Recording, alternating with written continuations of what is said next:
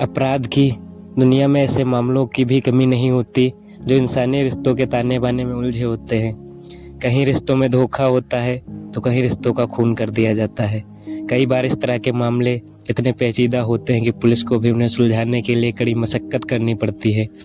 ऐसा ही एक मामला आज से 10 साल पहले यूपी के मेरठ के सामने आया था, जहां एक कमसिन लड़की का खून हुआ था और जब पुलिस ने कातिल का खुलासा किया था तो हर कोई हैरान रह गया था। 11 जनवरी 2013, मेरठ उत्तर प्रदेश। सर्दियों का मौसम था। दोपहर के तकरीबन 12 बज रहे थे।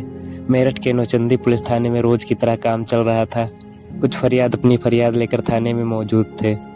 कुछ लोगों से पुलिस वाले बात कर रहे थे। थाने का मुंशी अपनी लिखापढ़ी में मसरूफ था। तभी थाने के फ़ोन की घंटी बजती है। चंद सेकंड फ़ोन घनघनाता है और तभी लपक कर एक सिपाही फ़ोन उठाता है। दूसरी तरफ से किसी महिला की आवाज़ आती है। वो थाने के सिपाही को अपना परिचय देने के बाद बताती है कि अस्पताल में एक लड़की को संदिग्ध अवस्था में मृत लाया गया है। आप आकर छानबीन कर सकते हैं, लाश मोर्चरी में है। ये सुनते ही सिपाही फ़ोन रखता है और थाना प्रभारी को दौड़कर इस बात की जानकारी देता है। इसके बाद बिना देर किए पुलिस की टीम अस्पताल की तरफ रवाना हो जाती है। महज 15 से 20 मिनट पुलिस अस्पताल पहुंचती है। पहले पुलिस अस्पताल की इमरजेंसी में जाती है, जहां से पुलिस थाने में कॉल की गई थी।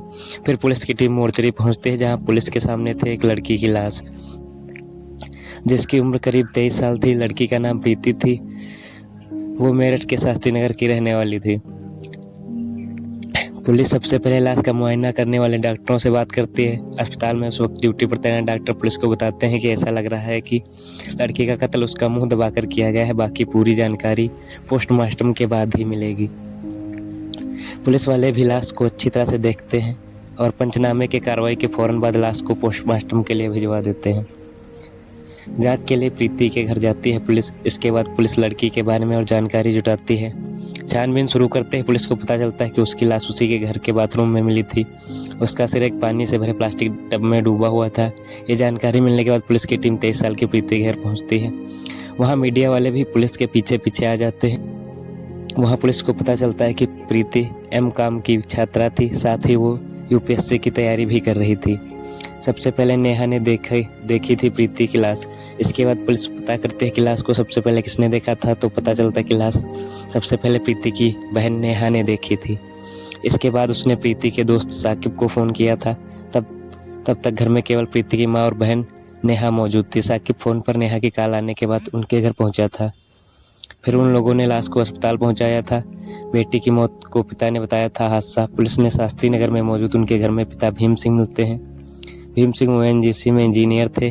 उनकी तैनाती उस वक्त अहमदाबाद में थी, लेकिन वो छुट्टी पर अपने घर आए हुए थे। मृतका प्रीति उनकी छोटी बेटी थी, जबकि बड़ी बेटी नेहा शादीशुदा थी, मगर वो भी उस वक्त वहां मौजूद थी। भीम सिंह उस दिन पुलिस की मौजूदगी में मीडिया को बयान देते हुए बताते हैं कि बाथरूम के हालात देखकर ऐसा लग रहा था कि उनकी बेटी अपने कमरे के बाथरूम में किसी हादसे का शिकार हो गई। वो पुलिस को भी अपना यही बयान दर्ज कराते हैं। इस दौरान पुलिस प्रीति के कमरे में ही नहीं बल्कि उनके पूरे घर की छानबीन करती है। बाथरूम से सुराग और सबूत जुटाने की कवायद की जाती है। फॉरेंसिक टीम के लोगों की मदद भी ली जाती है, मगर वहां से पुलिस को ना तो कोई सुराग मिलता है और ना ही सबूत। बस पुलिस के पास होता है वो प्लास्टिक का टब जिसमें प्रीति का सिर डूबा हुआ था। कुल मिलाकर पुलिस को पता चलता है कि घटना के वक्त 3 और ठीक उसके बाद घर में 4 लोग मौजूद थे। प्रीति के पिता भीम सिंह, माँ शशिबला, बहन नेहा और चौथा साकिब यानी प्रीति का दोस्त।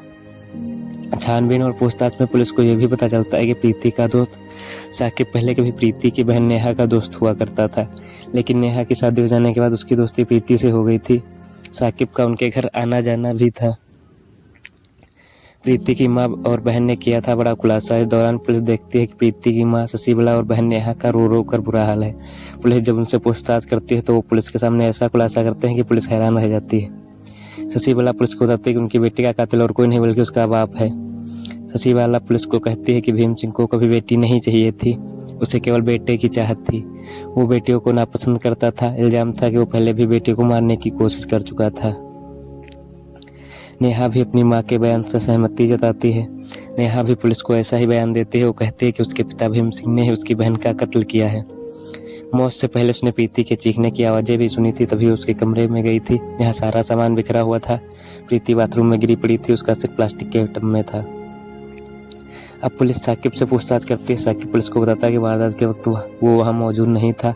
नेहा ने उसे कॉल करके वहाँ बुलाया था। वो पुलिस को बताता है कि प्रीति की मौत कोई हादसा नहीं बल्कि कत्ल है, जिससे उसके पिता भीम सिंह ने ही अंजाम दिया है। पुलिस घर में मौजूद कई रिश्तेदारों से भी बात करती है और उस वक्त हैरान रह जाती है जब सभी भीम सिंह पर ही हत्या का शक जताते हैं। अमृतिका का पिता भीम सिंह पुलिस के रडार पर आ जाता है। पुलिस उसे फोकस करते और 24 घंटे से ज़्यादा वक्त बीत जाता है।